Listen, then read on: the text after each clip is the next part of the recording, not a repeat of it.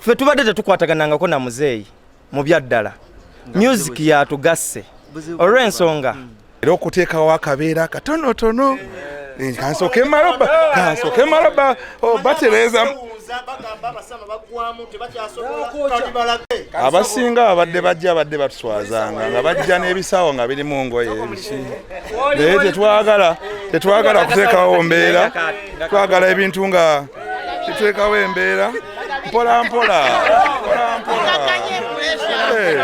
tuteekawo embeera.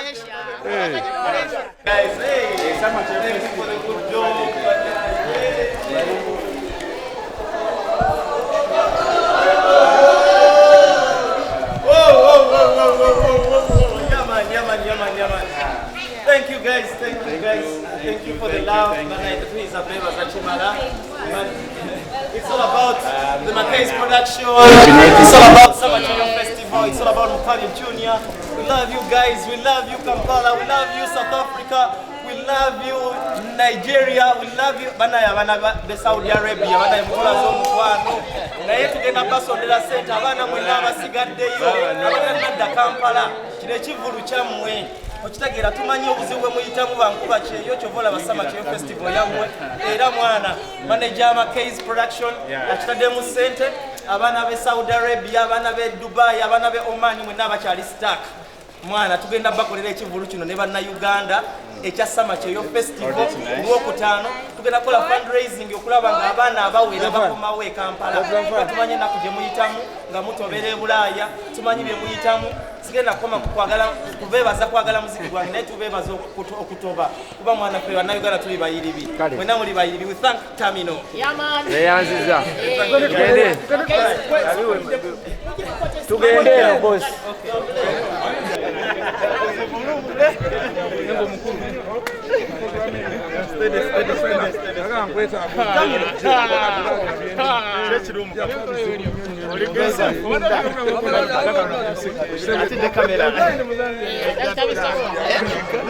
What do you face?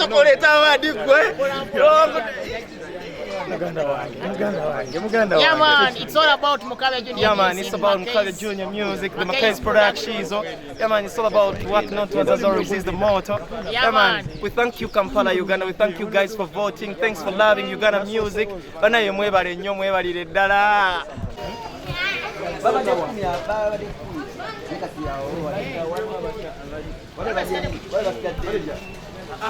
Ebbanga lya COVID-19 olyajjirawo omuzeeyi yayita mu buvubi oba mu mbeera enkambwe Kituufu. Mutabani we wali luddawa kuba yavaayo n'akaaba n'okukaaba amaziga? Nze taata oyo yankuza yaŋŋamba bo bwe baali bakula bakulira mu kutoba ti naye yasooka kutoba n'alyoka atuuka waatuuse. Ffe tubadde tetukwataganangako na muzeeyi mu byaddala. Music yatugasse olw'ensonga muzeeyi asola ye endongo ffe yatutamya n'endongo twali tetujagala okitegeera olwaki nti abayimbi tebawa famire zaabwe ki budde oba okitegeera mbozi mpanvu eyinza n'okunkabya amaziga naye nga bwe tuli mu bannamawulire muzeeyi nakizuula luvannyuma nti mwana wange nali nnoonya ttooke batuusaako we mutuuse yensonga lwaki at the end of the day bwe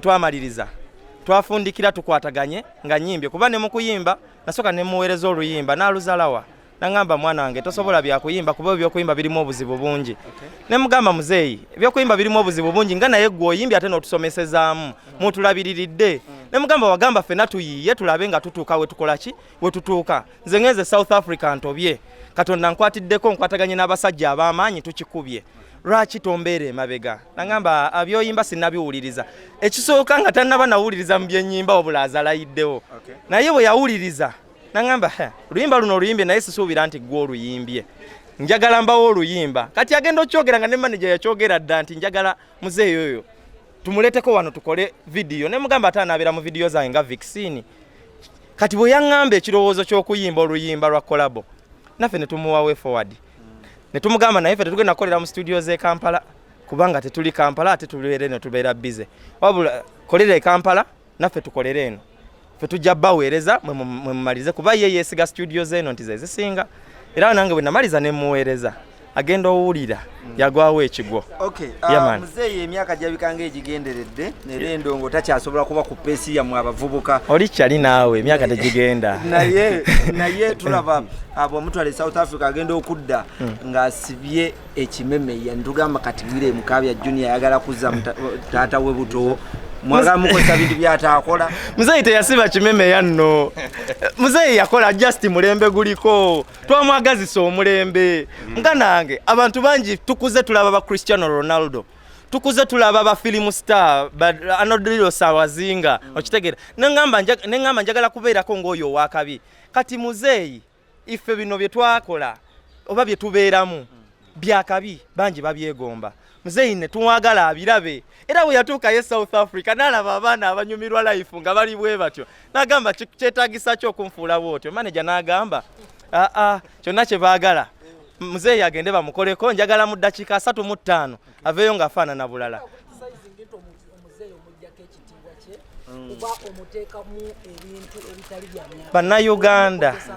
Bannayuganda nsuubira kati 90% abaana bonna abakula ne bavubuka yegomba genda bweru okitegeera yensonga lwaki abannayuganda bangi bafuluma ne bagenda ebweru kitegeeza ebyebweru birungi era bitunyumira naye ate tulina ebyaffe ebye Uganda okitegeera kitegeeza eri gye beegomba ebingi abangi okitegeera kyolina okuteeka mu muntu asobola ottunda.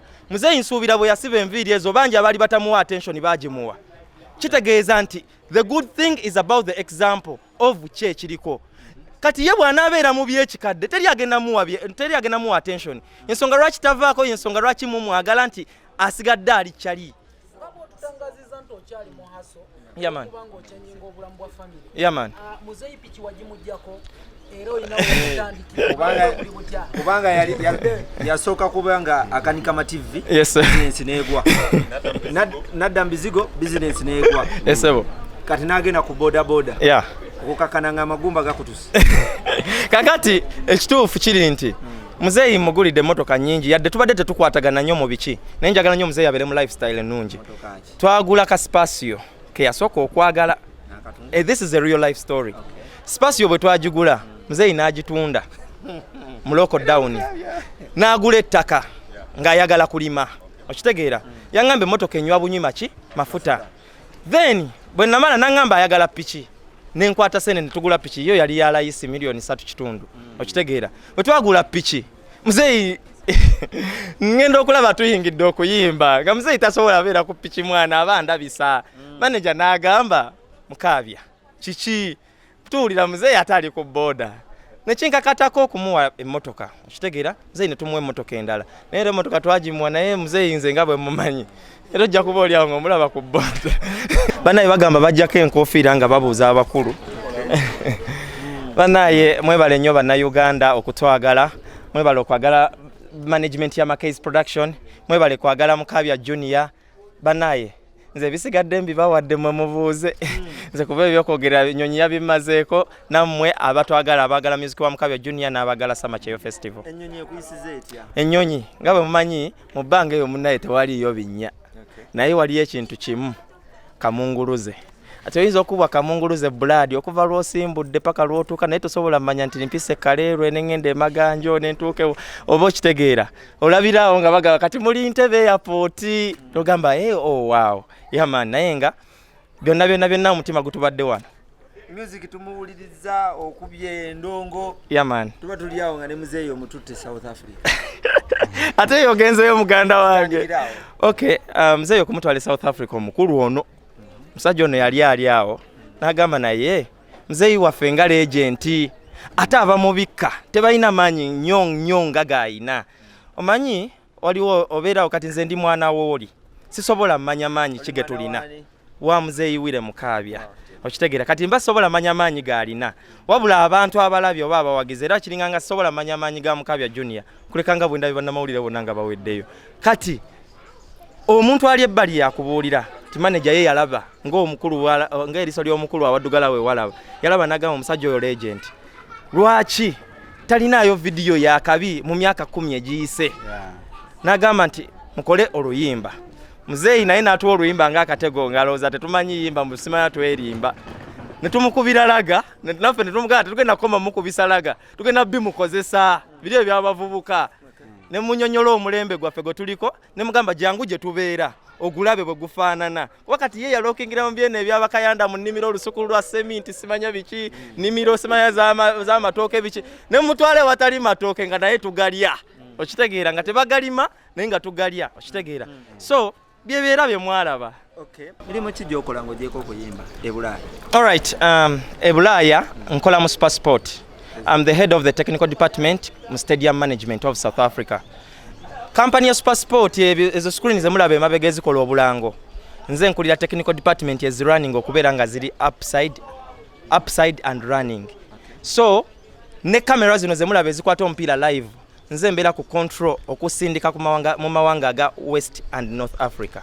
Bagamba mwerimbika milimo era bangi bali eyo. Bakola bwa isa ngoma. Isa ngoma itawali. Ya kulugaluga kona. Ekituufu kiri nti Uganda bw'oba okola omulimu bwe baba ba describinga Uganda bannayuganda bagamba mulimu ki gwe bakola bannayuganda wane Uganda byonna bagamba muli balogo bagamba muli balimi bagamba muli baki so togenda gamba nti abantu bonna abali mu nsi eyo bakola omulimu gutya okitegeera abakola gwe bakola buli omu akola gwakola okubaawo ne wane Uganda waliwo abafere okitegeera so nina mukatono kino kicho okutewa mabi no tukuta award ya award gye tusoose okuwangula mu November ne October fe abayimbi abali mu must watch kwegamanga batutaddeko abantu amaaso tuli bapya mu industry naye nga buli ssaawa tubaako akantu ke tuwa abantu akababagula okubeera nga basobola otulaba mu ggwanga Uganda n'ebweru olw'ensonga ku social media kibadde kyeraga ne Kampala e Uganda kibadde kyeyoleka idea ya festival Kalifa ganagalwa kuba tabaddewo naye Kalifa y'omu ku basajja ne manager nange twali basatu nga tukwata video ya Kalifa nange manager n'agamba nti tukoze tutya okukolayo ekintu ekigatta abantu abakolera ebweru. Manager bwe yayogera ekintu ekyo nange ne mugamba tukoze tutya okubanga tukolawo sako eyamba bankuba kyeyo because bangi babeera bweru naye bweru eyo sebiri 100% nga bwe mulowooza batono nnyo abavaayo nga bakikubye abasinga babeerayo nga babonaabona lwakuba abantu abamu boogera only the good side teboogera bad side. Manager bwe yakireeta n'agamba nze nsobola okuteekamu akasente kange okusobola okuyamba abantu abasiraanira ebweru okitegeera nga ffe tubeera wano ababeera bakikubyemu buli bwe tukomawo December ne tukwata kasente kaffe ke tuba tukomyewo nako okunyumirwa ne famire zaffe ne tuteeka mu kivulu abantu abannayuganda ne bajja ne basondera abaana baabwe abastakingidde e Bulaaya Dubai, Sudan, Saudi Arabia. Manager webale oli otya manager bannayuganda bannange mwena abandaba ku TV zonna ez'enjawulo nze Makez nanyini Makez production nakwira mu Uganda naye nga mpangalira South Africa developing ebitone by'abantu ab'enjawulo era Makez production eyina abantu ab'enjawulo bangi nnyo era nsanyusa nnyo balaba ninze bibuuzo omukulu ono andaba ku social media neyegomba lifestyle gyendimu kuba yaŋŋamba olinga Dre olinga Jay-Z era obulamu bwembeeramu nkiwa abavuuka bannange oba abasajja bannange bwe baagala naŋŋamba manager naye gwe atali muyimbi nga nyina talent why don't you come on to me then we make it era namudiramu answer awo ne mugamba olaba junior nga bw'olina talent I can develop your talent sawa zino tuli ku top mu myezi 3 era tulina ne ngule yaffe eno abantu mwena gye mulaba tulina engule eno the most watchable people or celebrities ye muyimbi gwentandikiddeko kuba yansanga ndi mu byange nene yaŋŋamba manager nze njagala onyambe nkole ekintu ekigenda okwewuunyisa ne muwa time my time was not wasted era naakola ekintu kyenjagala ekituleese essaawa zino mu Summer Cheo Festival ndooza abantu abasinga mugiwulira Summer Cheo Festival ez'okudevelopinga talents z'abantu essaawa zino nyina abaana abava mu America nyina abaana abava mu Netherlands nyina abaana abava mu UK abava e Turkey kati tuli all over the continent in 3 months okulaba nga tulina abantu ng'abo batwetoolodde era tubasaba mwenna bannayuganda abali eyo mujje mulabe ku baana abalina ebitone nga bwendeese junior e Uganda mukomezaawo era mujje mumulabe wano ku 16 katikati ye Lugogo ne Masaka nga 31 mujje mulabe ku baana abalina ebitone ab'enjawulo benkutteko mu myezi bwezi ne katusuubire bwe gunaabeera omwaka oba myaka ebiri tujja kuba nekyenjawulo. Mukabya agambye nti gwe omu ku baali empagi Luwaga okuba nti ogatta ye ne famire ye. Nze nga bwe mundaba wano nagatta omwana ono ne taata we. Taata we yamubuuza n'ebyokola waliwo mulimu bya muzannyo oba byokola obimanyi. Taata we agenda okutuukayo ne mugamba muleete era namusasula tiketi ne musasula buli kimu ekyetaagisa n'aŋŋamba kanzije era bwe yajja n'alaba nga tuli ku mulamwa era mu kuvaayo kwe twakola oluyimba mulembe ki essaawa yonna anytime soon lwe lugenda obbaliisa Christmas.